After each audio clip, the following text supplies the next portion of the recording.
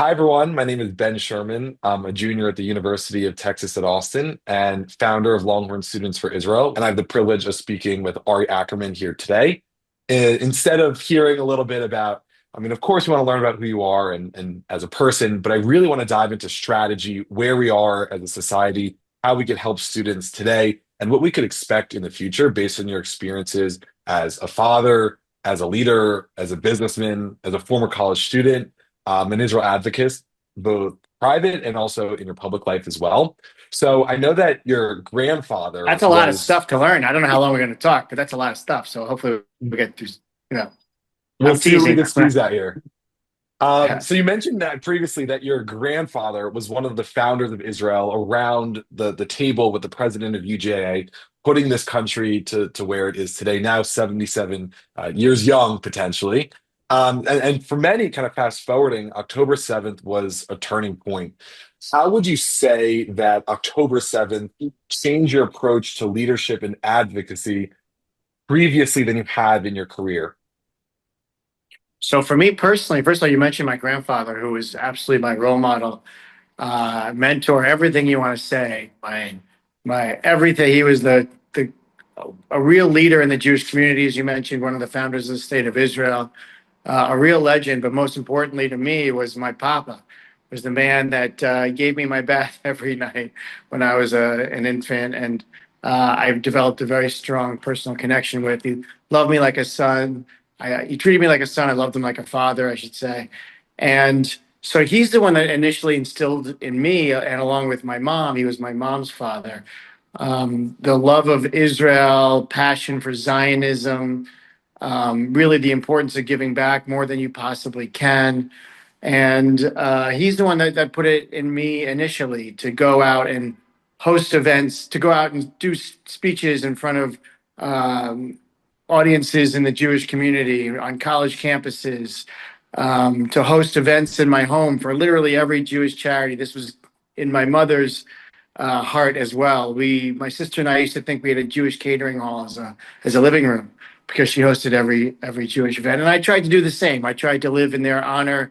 I lost my mom about 10 years ago, my grandfather about 5 years ago, and I try to do all I can every day in their memory, in their honor, and in the support of the state of Israel. And you asked about after October 7th, so I was giving these speeches beforehand, but these speeches turned into online advocacy.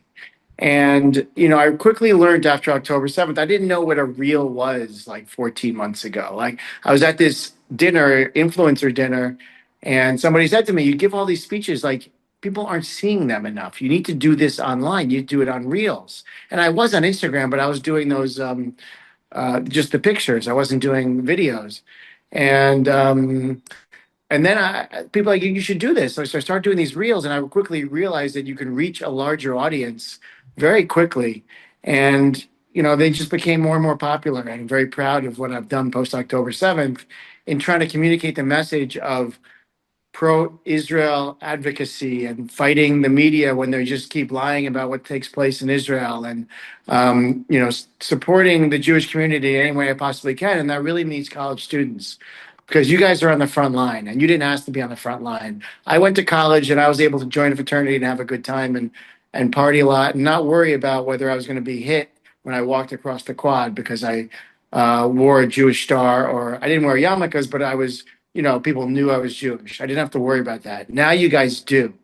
And it's a really scary, horrible situation that you even have to think about it on college campuses.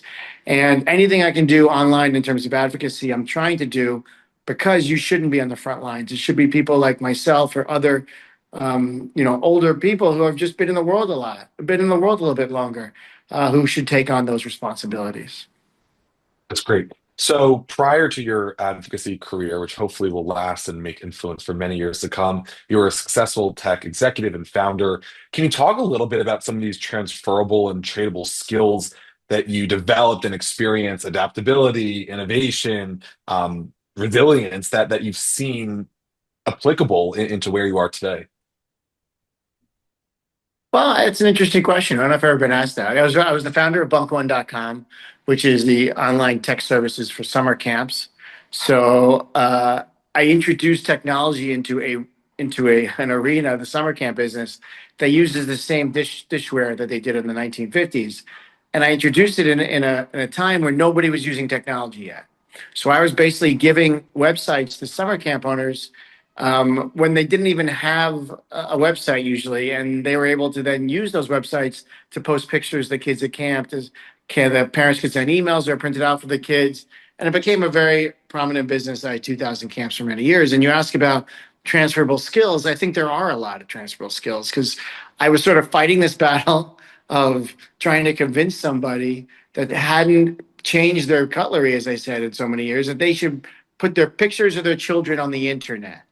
And so it takes like persuasion, it takes the ability to communicate, it takes teamwork by bringing other people in to help me do these things, which is exactly what we need to do right now in terms of our online Jewish advocacy. We need to have partners. We need to have the people the Jewish community has supported for so many years come now and help us when we need the help the most in terms of our advocacy. Stand up for us right now. We need to be able to communicate the truth. This is so important. The truth is not out there right now. There are so many lies on TikTok, especially on Instagram, even in our newspapers, that Israel is committing all these atrocities, genocide, apartheid. You hear all these words that people throw around. They don't even know what they mean, and they're not true. And you have to be able to communicate effectively in order to show people that Israel is the most moral army in the world.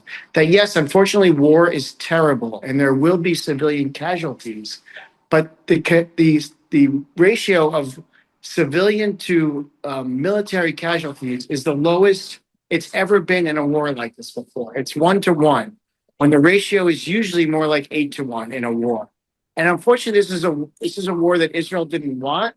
They didn't start, but they have to defend themselves. They have to get the hostages back. And this is what they need to do right now. So we have to use our entrepreneurial skills, as you said in the initial question, teamwork, communication, in order to make sure that the message is sent to people out there that really need to hear it. So I think it's an interesting point because now I want to bring it down to maybe the student and campus advocacy level. Is that people say you have leaders and you have followers, and I've experienced as a student leader that you have a certain geography that's hyper engaged that will show up to every event, that's following the right pages, that's becoming well informed, and you have a decent amount of, maybe let's talk about Jewish students, we'll maybe talk about allies later in the conversation, that are there for when the time matters. They'll go for an October 7th memorial. They'll go when there's rallies on campus because they want to see the drama that's going on. How would you say it's important to have the leaders and the followers? Are those quote unquote followers also leading in their own respective ways? And how have you seen the general Jewish population specifically on campus in supporting Israel and doing their own work in their own respective ways? Well, you say leaders and followers. I mean, I think everybody is a leader in some way. Everybody in our day and age right now, everybody has to advocate. Everybody has a platform, whether it's one person, 10 people, or 50,000 people. It doesn't matter. And you have a responsibility right now when the Jews are in the fight for the survival of our people, and I really believe that, to advocate and to do what you can, whether that's leader or follower. I don't even know if those laws apply anymore. There's only 15 million Jews in the world.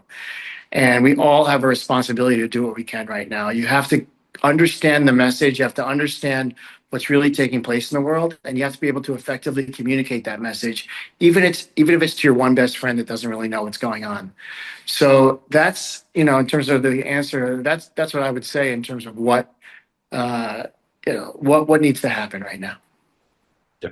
I've listened to a previous interview, and you mentioned that the two most important things in your life are your family and your Jewish identity, which I think are Good, nice amazing. job doing the research. I like that. So are there any Jewish values that have guided your leadership to where we are today, which is that some people have experienced event fatigue. Where are the hostages? They need to be released home. Why has the war not been ended yet? And we're almost in this endless circle of ebbs and flows where people are exhausted, unfortunately, and the fight still needs to continue. So are there any Jewish values that you could relate to where we are today, and to say that, hey, like we have to keep fighting and we have to keep going? I wonder if there's anything that you wanted to mention. I say this a lot when I speak to people. Unfortunately, if they told you differently, it's not true. It's not easy being Jewish. It's, our Yeah. parents the most important thing that our parents gave us was the fact that they made us Jewish. I'm such a proud Jew, and I can't wait to pass that on. I already have to my next generation. We were very young, but it's not an easy thing, and you have to understand that going into your life in some way, because you'll always be the Jewish something. You're the Jewish banker, you're the Jewish insurance broker, you're the Jewish baseball player. And that comes with the responsibility of what our people are all about, which is kindness and generosity, tikkun olam, repairing the world. We don't even have responsibility just to ourselves. We have a responsibility to the world to make sure that we're making our mark and we're doing something good. So yeah, I mean, we have this is our role right now. This is the position we're in right now, and we all have to do what we can. Tell me the question though again, because I kind of veered off a little bit. Sure, no, I think that's fair. It's just more about any Jewish values that have kind of that So the you Jewish recommend values, to I guide people said, for it's reading. like, we're kind, we're generous, we're giving, but we're also very resilient as a people. And resiliency is very important right now because it's not an easy time. In every generation, b'chol dor vador, we have this enemy that wants to come annihilate us, and we're seeing it right now again. Anti-Semitism, Jewish hatred is just so horrific right now. So it's all of our responsibilities to do all we can to fight for the Jewish people, to fight for the ancestry, thousands and thousands of years of Jewish ancestry. How many generations have survived in order to have the miracle that you're Jewish and that I'm Jewish? It's this, a mathematician would say it's impossible that we survive, but we have. So it's our responsibility to continue to do all we can to make sure that we survive for a million more generations to come as the Jewish people. I think it's amazing. A quote related to Tikkun Olam that you mentioned, it's a little bit more of a ripoff, is by Dr. Zohar Avi, which states, turning the world in which we live into the world in which we believe. And I think that's so true to create buy-in and an incentive for people to really get into that mission. Um, right after October Nice. 7th, the Miami Marlins were the first pro sports league to publicly support Israel. What experience did that teach you about the unseen lies, the unseen potential and power that lies within allied communities that you didn't immediately expect? Well, so yeah, I'm glad you brought that up. Not the first league, but the first team Okay. in all of sports to post after October 7th. I say in baseball, but I haven't seen another team that posted before us. We posted on Instagram in support of Israel and the Jewish community October 8th in the afternoon. Nobody's ever shown me a team that hasn't but posted before. There are teams that posted after, including, by the way, the Major League Baseball Players Association, which I think is a very cool thing that they did. Um, so in terms of like doing that, I'm very proud to be part of an organization that did that. And what it showed me is that what I kind of said earlier is that we all had the platform, and I had this platform as an owner of the Marlins to do what I can to support my Jewish faith, my Jewish community, state of Israel.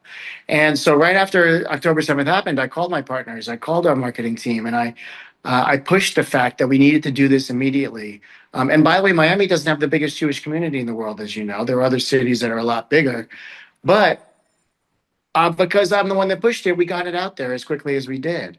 And, I'm very grateful to my partners, to our senior partner who was all in support of it, to our marketing leads who did the work. They're the ones that actually posted. I wrote them what thought they should say. They changed it a little bit. They posted what they wanted to post, but it was a very strong post in support of Israel. And we do have allies like that we can hopefully go to. And it is proven in the case of the Miami Marlins because we're not the Miami Maccabees. We're a team that has a lot of different religions involved. We have a lot of different people who are in the organization, yet we all still came together as a baseball team to support a community that really needed to be supported. So, um, what's next? What's next for our Jewish student uh, leaders, followers, whatever we categorize themselves as? What are we doing well today, and what do we need to do better for tomorrow? It's tough for me to say I don't have any kids in college, and you should always listen to your parents, by the way, in terms of this answer, what you need to do, where you're going. But I would say because what I said earlier, we're in the fight for the survival of our people. As long as you're in a safe situation, stand up loud and proud, as loudly and proudly as you possibly can be. Wear the yarmulke, go to Shabbat dinners, wear the Jewish star, go to rallies in support of Israel. Do what you can to like not back down from all the hate. I say that, and I want you guys all to be safe and make sure that you don't do anything dangerous. But this is what we need to do right now. I hate to put it on you, but you are on the front lines. The college campuses have become a front line for the fight for the survival of Israel.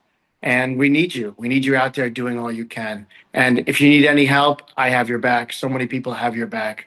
You can always call on me, count on me, add me on Instagram, follow me, DM me. I respond to every single one of my DMs, especially if they're from college students. And if I can help, I will help. I speak on a lot of college campuses. I do a lot of Zooms to college campus kids, to college campus students. You guys aren't kids; you're really leaders, adults.